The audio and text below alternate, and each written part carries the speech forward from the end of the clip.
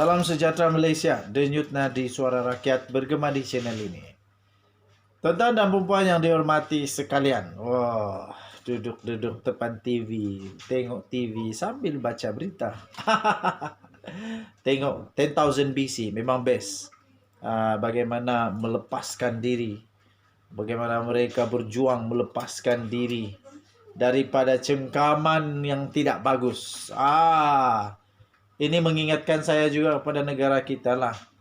Kita semua sedang berusaha untuk keluar daripada semua yang tak bagus lah. Banyaklah yang tak bagus. Salah satunya rasuah, apalagi ya, penyakit, macam-macam lagi lah. Mau tidak mau kena terima bahwa benda tu memang berlaku. Malah berlaku kepada kepimpinan negara juga. Mau tak mau kena terima bahwa mahkamah sudah menjatuhkan hukuman penjara 12 tahun dan 210 juta denda kepada Najib Razak. Dan itu akan ditentukan tak sampai sebulan lagi lah. Hari ini 5 hari bulan, 10 atau 15 hari bulan kalau saya tak silap, Najib Razak akan ada pendengaran terakhir. Pendengaran terakhir untuk rayuan terakhirnya di Mahkamah Rayuan. Tapi bukan itu yang kita nak bincang malam ini, tuan-tuan dan puan-puan. Ini tentang satu lagi yang lebih teruk daripada 1MDB menurut Rafizi. Yaitu kerana ini melibatkan keselamatan negara, melibatkan kebajikan prajurit negara. Kali ini SPRM pula ditanya. SPRM ditanya, mengapa tak kedengaran siasat kes pembelian kapal perang LCS? 5 Ogos 2022. Diterbitkan di syahbudin.com.net. Syahbudin.com.net. Ditulis oleh seorang yang memang Najib Razak tak suka. Nanti saya kongsikan siapa yang tulis. Tapi apa yang saya ingin kongsikan ialah tulisan daripada beliau itu telah diterbitkan. Ini memang panas, memang Azam Baki, SPRM akan panas dengan benda ini.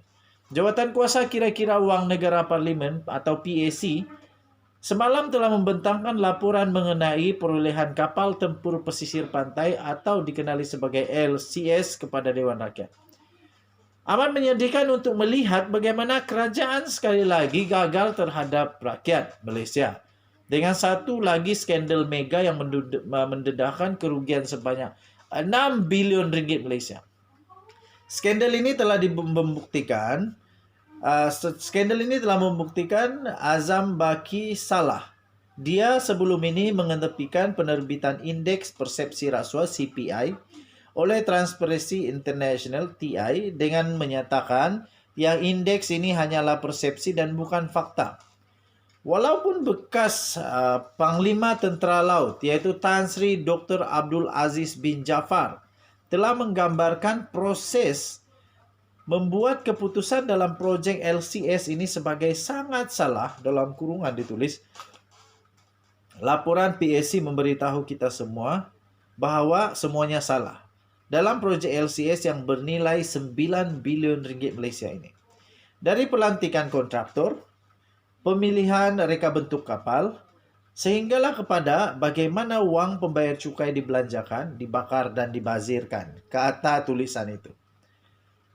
Disambung lagi, Ahmad Zahid Hamidi, Menteri Pertahanan ketika itu telah memilih untuk berdiam diri dalam 24 jam yang lepas. Dia berdiam diri, belum ada jawapan dari Zahid Hamidi tentang perkara ini dalam masa 24 jam yang lepas. Walaupun dia telah dinamakan dalam laporan PAC ini atas keputusannya untuk memilih reka bentuk Gowin dari French Naval Group untuk kapal LCS bertentangan dengan hasrat pihak tentera laut sebagai pengguna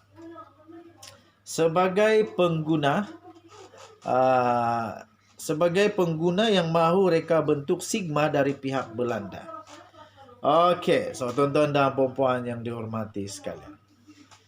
Zahid perlu menjelaskan kepada seluruh negara mengapa dia membuat keputusan sebegini yang memberikan kelebihan kepada kontraktor tersebut.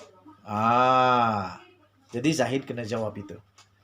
Perkara ini adalah isu yang melibatkan keselamatan negara dan tentera laut dan pihak tentera laut yang akan perlu berperang menggunakan LCS ini. Apakah perkara yang telah mendorong Zahid untuk mengabaikan surat bantahan yang telah dihantar oleh Dr. Abdul Aziz Jafar yang menjejaskan kepentingan pihak tentera laut dan negara? Ini adalah kes di mana Menteri Pertahanan bersalah mengabaikan kepentingan pertahanan negara. Lebih banyak keraguan timbul apabila kita menyedari yang pengeluaran Gowin adalah pembekal yang sama yang membekalkan kapal selam Skopje yang terkenal sebelum ini. Bekas timbalan Menteri Pertahanan Liu Chintong pada tahun 2020 telah menggesa kerajaan untuk menyiasat 1 bilion ringgit Malaysia yang hilang berkaitan dengan projek LCS. Kita tidak melihat apa-apa penyiasatan yang telah diumumkan oleh kerajaan maupun apa-apa tindakan yang diambil oleh SPRM sejak dari gesaan ini. Laporan PAC ini mungkin telah memberikan sedikit petunjuk kepada SPRM sekiranya SPRM tidak tahu mengenai wang yang hilang ini. Amat mengejutkan apabila laporan PAC mendedahkan bukan hanya 1 bilion yang telah hilang, tetapi sebanyak 1.4 bilion telah hilang. Sejumlah 400 juta ringgit Malaysia telah digunakan oleh kontraktor untuk membayar hutang lamanya. 305 juta ringgit Malaysia digunakan untuk membina sebuah pusat di Sabah Jaya yang agak tidak berkaitan dengan pembinaan kapal. Dan 700 juta ringgit Malaysia diklasifikasikan sebagai kos berlebihan oleh pihak kontraktor. Kini tanggungjawab terletak kepada SPRM untuk menyiasat setiap aspek perbelanjaan dan memberitahu rakyat sama ada wang ini telah disedut keluar dan siapa yang telah menerima manfaat darinya. Bolehkah Ketua Pesuruhjaya SPRM Azam Baki memberitahu rakyat Malaysia apa yang sedang dilakukan oleh SPRM mengenai laporan PAC ini dan juga menjelaskan mengapa badan tersebut tidak bertindak awal lagi? Ditulis oleh pastinya Lim Kit Siang yang memang tak sebulu dengan Najib Razak. Beliau adalah ahli parlimen daripada Iskandar Puteri Johor. Harap maklum bahawa apa yang ditulis itu pendapat dan idea sendiri daripada Lim Kit Siang. Tidak ada kena-mengena dengan channel ini. Saya hanya bacakan saja. Kita sama-sama hadam, fikirkan sendiri, buat tanggapan sendiri, masing-masing ada hak.